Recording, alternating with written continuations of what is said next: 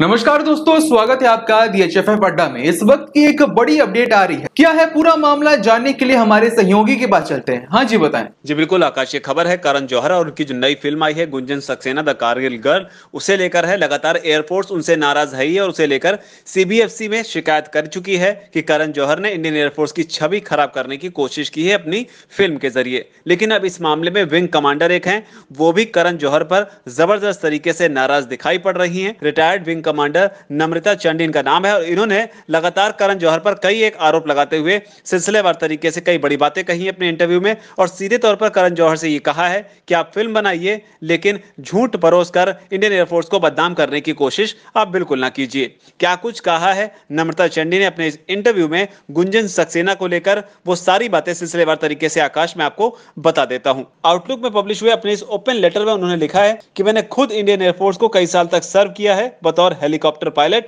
और मैंने इस तरह की चीजें जो हैं अपने जीवन में कभी भी फेस नहीं की हैं जिस तरीके से फिल्म में दिखाने की कोशिश की गई है। साथ ही नम्रता चंडी ने यह भी कहा है कि जो मैन इन यूनिफॉर्म है, यानी कि इंडियन एयरफोर्स में जो भी मैन हैं, जो भी सोल्जर्स हैं या आदमी हैं, वो लोग ट्रू जेंटलमैन हैं और बहुत ही प्रोफेशनल हैं। इनका दावा आकाश इसलिए भी महत्वपूर्ण हो जाता है क्योंकि ये वही हैं जिन्होंने गुंजन सक्सेना के साथ खुद ट्रेनिंग भी की है। मतलब उसी दौर में ये भी उस चीज का हिस्सा रही जिस चीज को करण जौहर जो है अपनी फिल्म के जरिए बेचने की कोशिश कर रहे हैं। उन्होंने आकाश साथ ही ये भी कहा कि करण जौहर की जो धर्मा प्रोडक्शन है, उन्होंने उन सभी लोगों को जो भी यूनिफॉर्म में सोल्जर्स हैं उन्हें बदनाम करने की और उन्हें एक पुअर लाइट में दिखाने की कोशिश की है। हालांकि कुछ एक चीजों को वो जरूर मानती है कि चेंजिंग रूम यानी कि कपड़े बदलने को लेकर और जिस तरीके से लेडीज के लिए एयरफोर्स में उन दिनों में स्पेशल अलग से टॉयलेट नहीं हुआ करते थे, लेडीज टॉयलेट, इस तरह की समस्याएं जरूर आती थी, लेकिन ऐसा नहीं कि उस चीज को लेकर बहुत ज्यादा परेशानियां आई हों।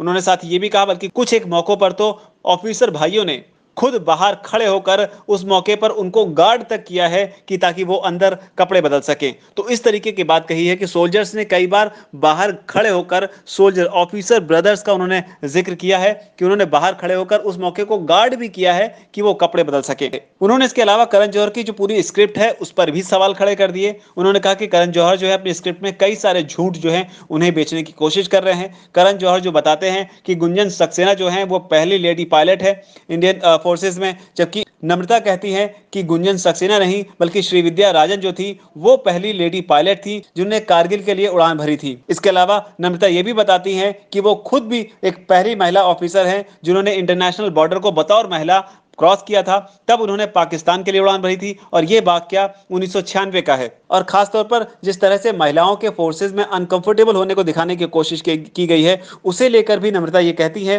कि जब उन्होंने फ्लाई किया था पाकिस्तान के लिए तो उन्हें उस वक्त किसी भी ऐसे आदमी से, किसी भी ऐसे मेल अपने काउंटर पार्ट से कोई भी ऐसी परेशानी नहीं होती जो भी उस वक्त उस क्रू में मौजूद था। इसके अलावा साथी नम्रता आकाश ये भी बताती है कि वो पहली ऐसी महिला रही जो लेह में पोस्टेड रही और वहां पर उन्होंने चीता हेलीकॉप्टर जो है सियाचिन ग्लेशियर में वो उड़ाती रही। तो साफ तौर पर ये कई सारे सवाल उन्होंने खड़े किए हैं। साथ ही वो ये भी कहती है कि जिस तरीके से करण जौहर ने ये फिल्म बनाई है वो ये दिखाता है कि फोर्स जो है वो इंडियन विमेंस के लिए, औरतों के लिए जो है वो सही जगह नहीं है। और ये पूरी तरीके से बहुत ही शॉकिंग और बहुत ही दुखी करने वाला है कि किस तरीके से नेगेटिव लाइट में पोर्ट्रेट करने की कोशिश इंडियन एयरफोर्स को करण जौहर ने की है। इसके अलावा उन्होंने जानवी कपूर के लिए भी अपने इस ओपन लेटर में एक खास संदेश दिया है। विंग कमांडर ने, उन्होंने जानवी कपूर से कहा है कि मेरी आपको यह सलाह है कि आगे से कभी भी इस तरह की फिल्म ना करें अगर आप खुद को एक प्राउड इंडियन विमेन मानती हैं तो, और साथ ही ऐसी कोई कोशिश ना करें जिससे कि इंडियन प्रोफेशनल विमेन और मेन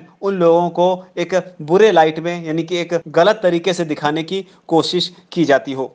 तो एक बड़ी बात है आकाश कि जिस तरीके से रिटायर्ड विंग कमांडर नम्रता चंडी ने करण जौहर पर और उनके धर्मा प्रोडक्शन पर आरोप लगाए हैं, जबकि इंडियन एयरफोर्स जो है वो लगातार इस लड़ाई को लड़ रही है अपने घर में ही, अपने ही घर के डायरेक्टर, प्रोड्यूसर और धर्मा प्रोडक्शन के खिलाफ, कि किस तरीके से उसकी ही छवि को खराब करने की कोशिश की जा रही है। CBFC में यानी कि central board of film certification में इनके खिलाफ शिकायत भी दर्ज कराई गई है। लेकिन अब देखना यही है कि गुंजन सक्सेना पर आगे क्या कार्रवाई होती है, क्योंकि ये भी कहीं ना कहीं देश की जो इंपॉर्टेंट संस्थाएं होती हैं उनके खिलाफ काम करना एक तरह से देश के खिलाफ काम करना ही होना चाहिए।